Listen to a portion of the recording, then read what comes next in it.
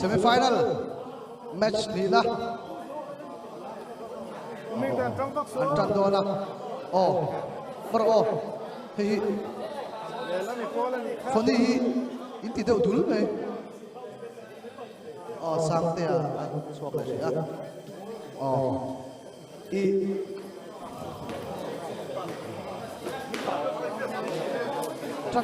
chan ul tuk te kha ngai lo wa inti limna ani ti ga tha zere la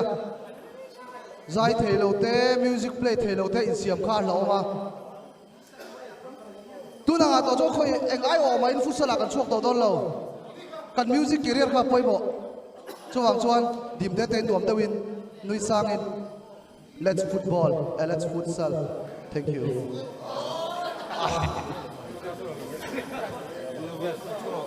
spelling point hello tu na lan khel chat ta abe ama abe kumai te to ta chan ver kha atit thelo a milong sa thiam nei do ne umik thana ti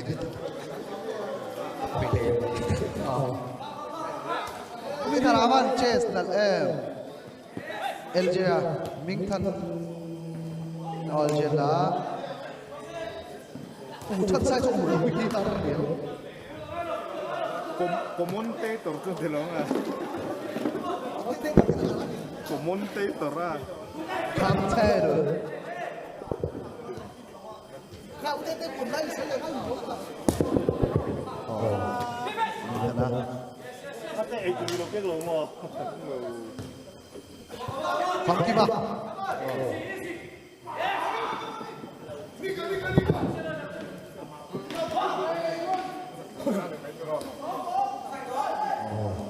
Just apa? LJ. Cinta so, jelas haram. Jaket.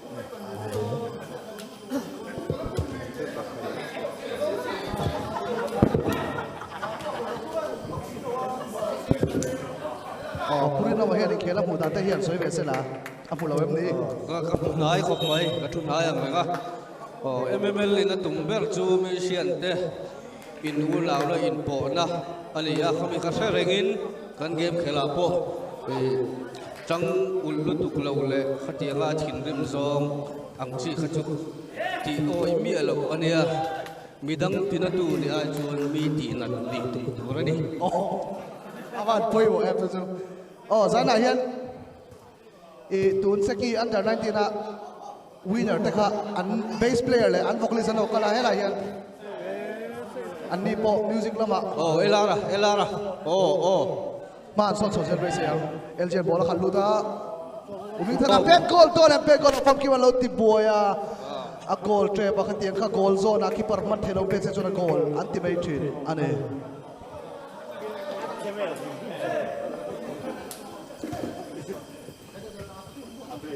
ya Famkiman Elara Famkima LJ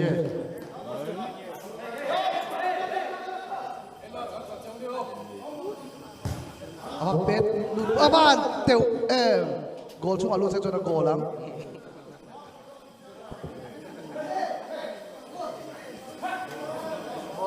puro ma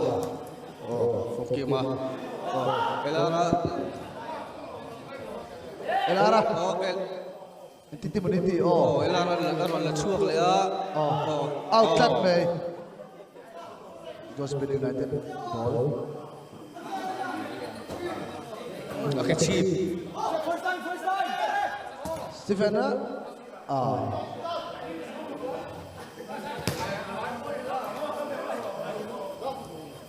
Pet nampak lo goalkeeper in bola laut sar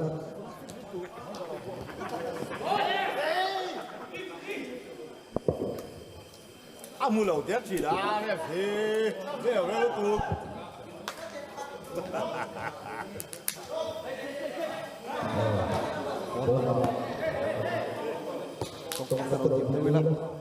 Nó gari ka về là cho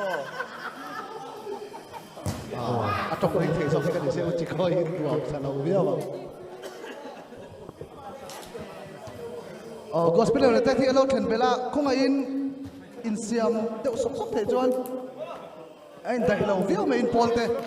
an manga ang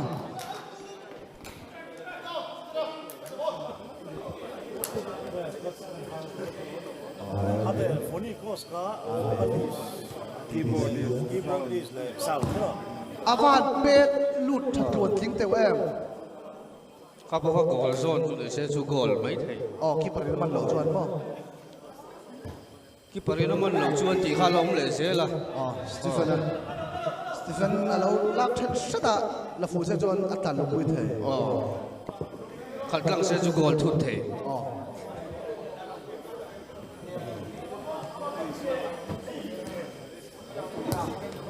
pelut tha em umin thana avan môi em chat chuan teu em zira na save thalut tu khát tiếng môi lu tục tu răng chi khát chú lâu safe lâu về mấy thiên tu rồi nè nãy khi na en lệ lệ te po a thà về aro pui ve sim chima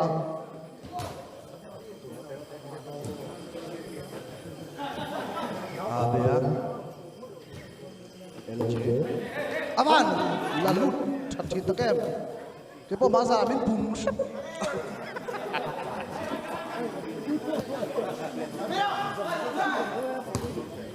zira here save that thi na ni chú tiêu rồi lên TV sẽ shot thắc khóc mấy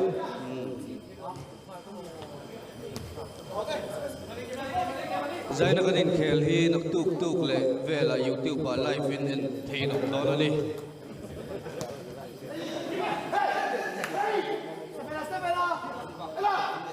Phone ko sen goalkeeper an nei tha ni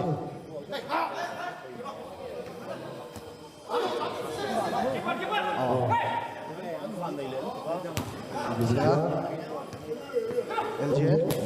up pet sir set kha ka chu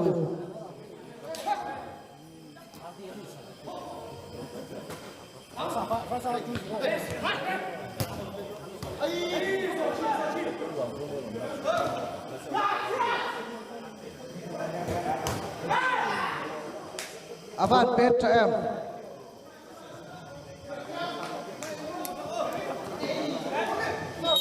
phone rất về phone đi làm ball là đấy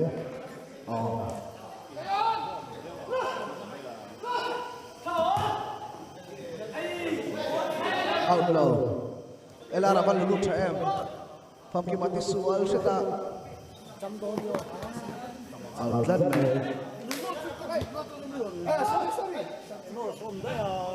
Guru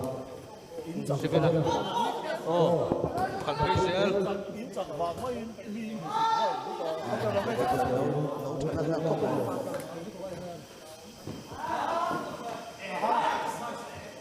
avan la lut tha em ball môi em goal sẽ chú 1-0 từ rồi nè Stephen Abe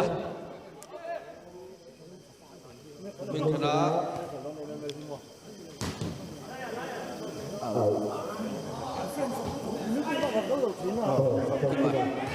sẽ thắc khóc môi tun ma ka chon foot sa lai han dius khom thina boy thak thei lut tu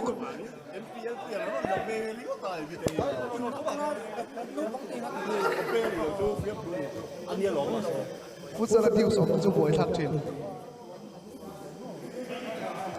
BBC LJ Suroman alau tak chuak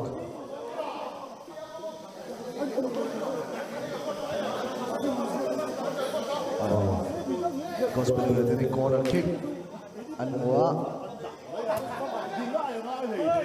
apet thui set ani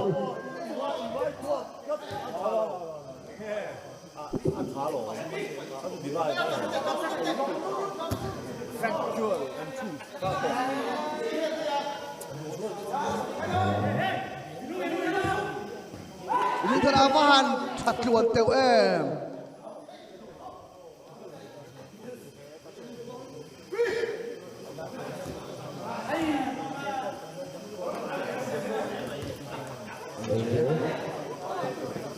Avan sila na chuatat mai a goal chatat mai LJ hi Gospel United tan hian a cha thathi ne me ma nun Krista em chun lo ma se thlip pui thin ani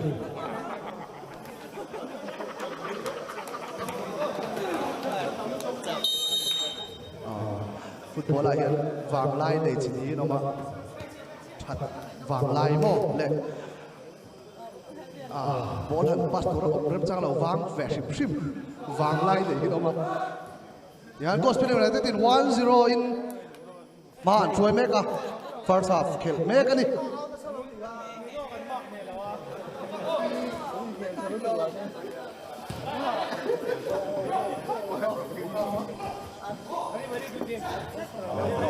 bola an chat ki le thei do lem Ziran alo ti sukup ber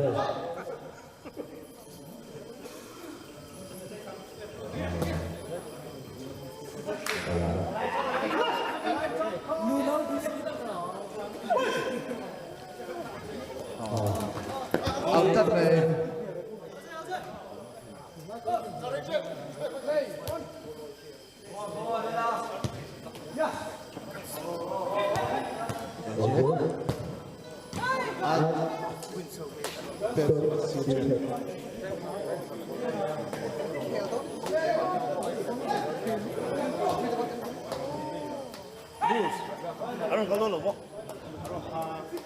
win and swing si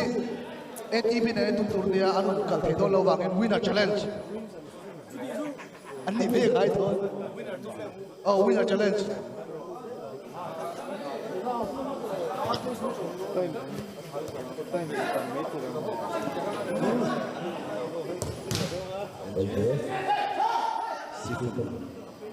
Moses Famkiwa Enara awan voglut thae Stephen Avahan ui em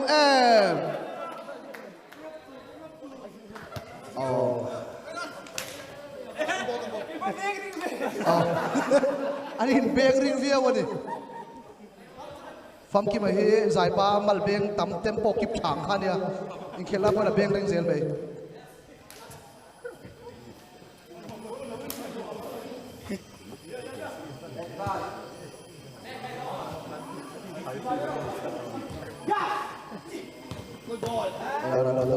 chặt cả mà sẽ LJ vốn trong đây call talo manun kamu sa thei lo Winston Strings lam manong kal thei lo awangin boot on keng si mani pol in khel huna pol tan an mel mi lo ang chi kha ko in khel ve dum sim sim ang chi kha ai khel ve thei do la ni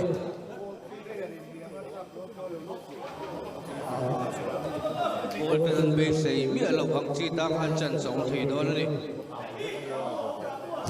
peluta Umintana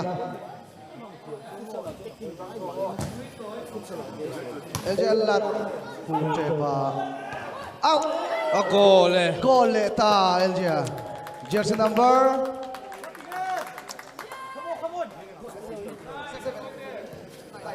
jersey number 9 LJ keeper Khan save trepa Zira here LJ ball dan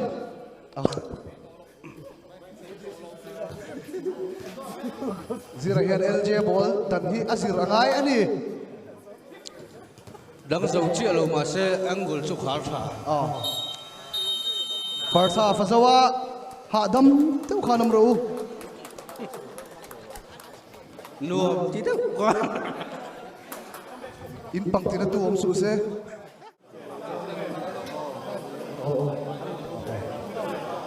mel thar em lo mai la technique thar kan hu ngai kan bi se kan ni ka pe se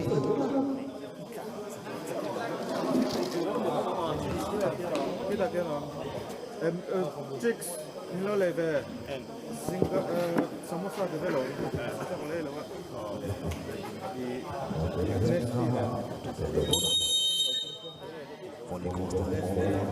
Famki ba pen kar po belo man thalutuk kapom mati kan ma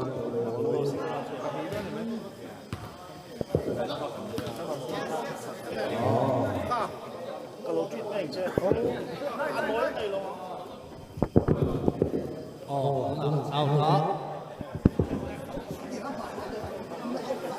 Phoni lampang hi ei elarate famki mate pego thei tak tak anoma an comeback the em tizu zokna la ni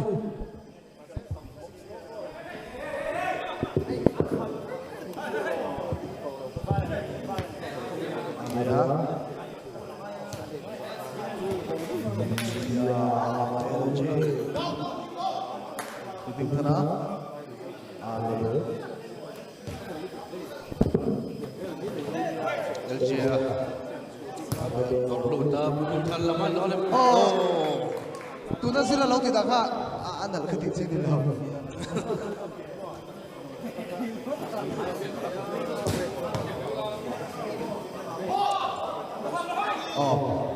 Phoni ko se substitution siam save tham a goal ta TBC just tapa jersey number 24 somdi le pa li ni a two-digit number Phoni ko se substitution siamin Stephen Avora chuakin sangte a una pa ta ka ni Phoni coach lama train makima heron khenga in khel tur lo ti se thok mai TBC pe lao handball free kick ampet chungel mi puite kan savai ko thumuna lo dingila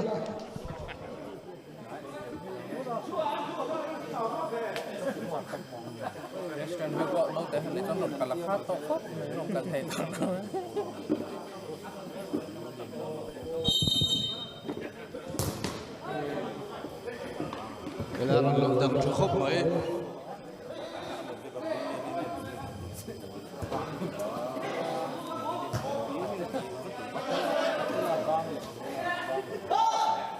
Hoffman ball lo intercept tat mai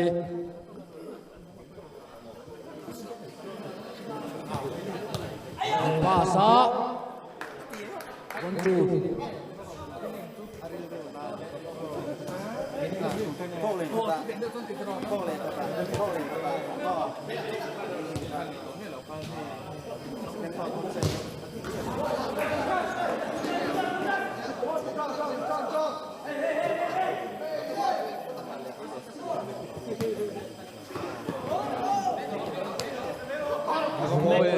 nutmeg tat mai ha zo Elgia ball khalaya Shoota a goal le tat mai ha zo asira tagin near boss a nal tagin a pet lu tani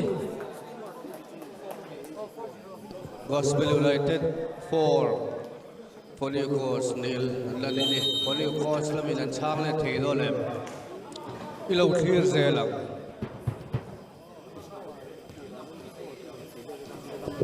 Laran ball Mega pasa from Kiba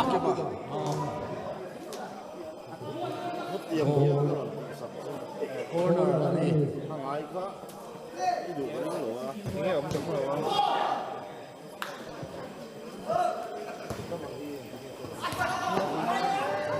possession thadewin halo dam tat le chu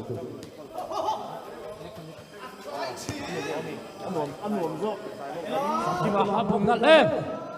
chan som thei don em parin lo man tlat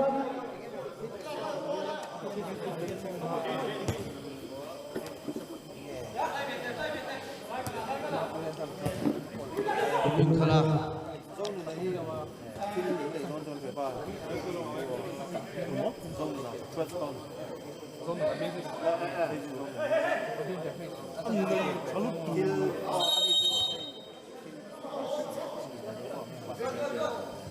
Reset secondly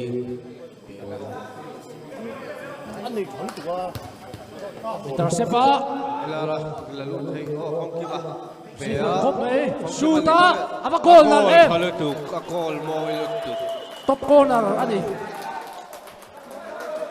Phoni coach lampang hi an comeback thei nem o Khan Golden Moon Gospel United 4 Phoni coach 1 ani phong ki mai lara lal man dolem lưu đá LGL luôn chặt chặt MPL player จนเครียดท็อปไหมเกิดไม่ออก kim ba ở trên ý là hiên rồi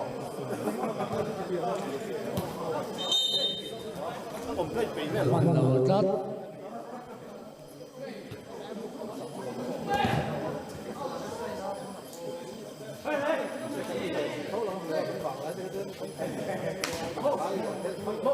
làm apa pecoa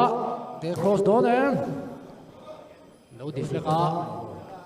calling for substitution Moses out Manu na in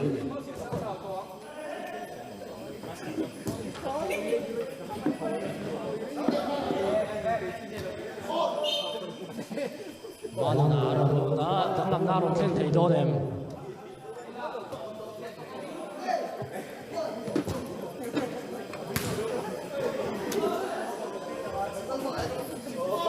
Kiara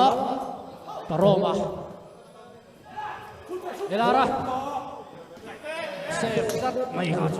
Manu na hi a jersey hi danglam seta libero ani ama hi futsal libero dewa an man ali line 4 la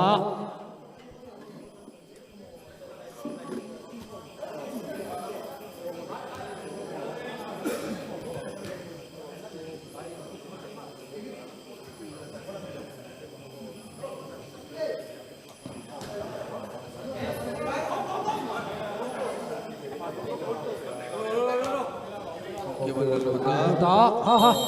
fall cắt mày ha chú chân trà chùa thầy đó nên phụ nữ có lắm bằng hiền có thu mình năm mà bố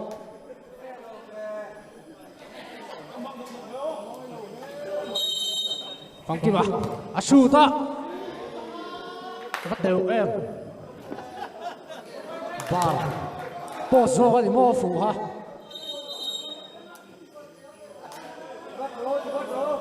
attitude ni ngai te kha ti lo so kan lo ni ni Phong Kim à hệ ta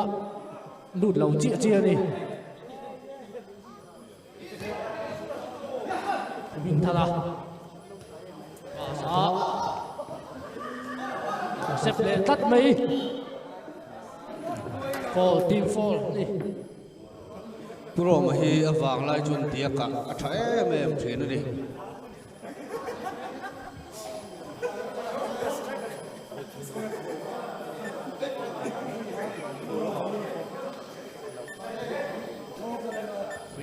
anh bùa gospel là tên là shoot á corner đi đến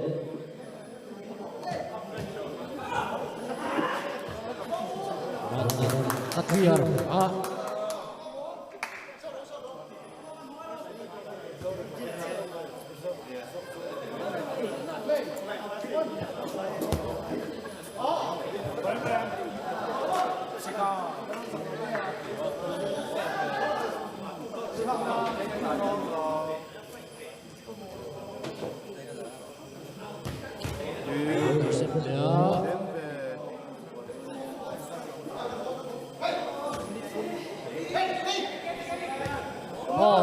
Funny goes there in Nora from Kiva. And a look that see that in. goal ni Goal ni. Khan Gospel United 4 Funny Coast 2 goal scorer Famkima jersey number 13 Funny goes that pang hi. Goal ni lam mo. Come back there again. Hello Tirang.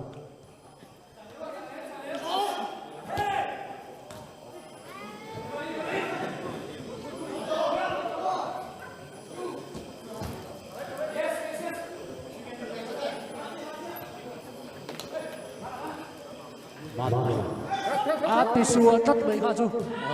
chân xà xua thầy đâu này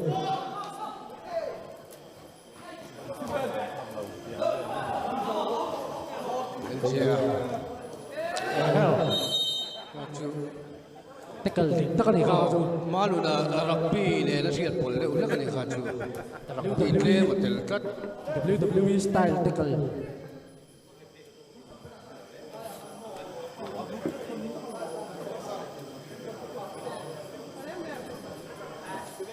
gola direct don nge ani pass don nge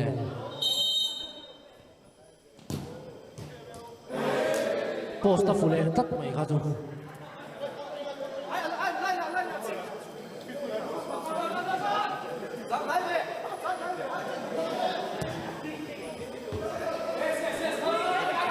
Morleta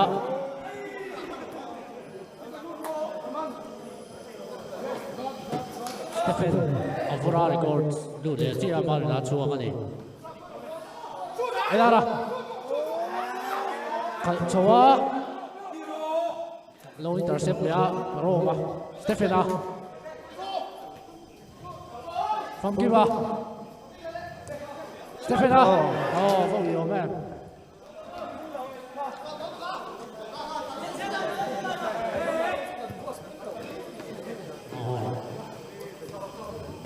Yashuta a save cha em kha chu ra receive nal le mai không kêu à Elara pass le oh mà lo chun lo dang mana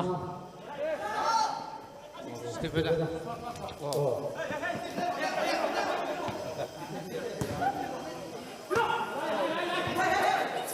Jesa khala tak ni lên yang pep vậy lên ngắn hạ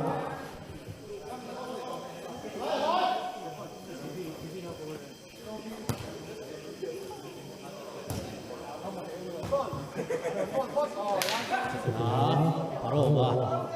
oh Elaran pass tha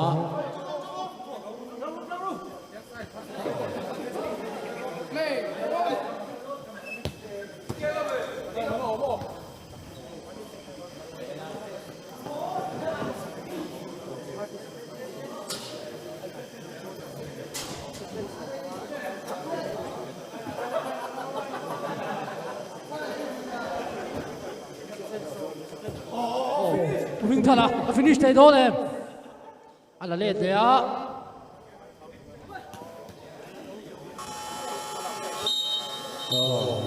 Khan semi-final match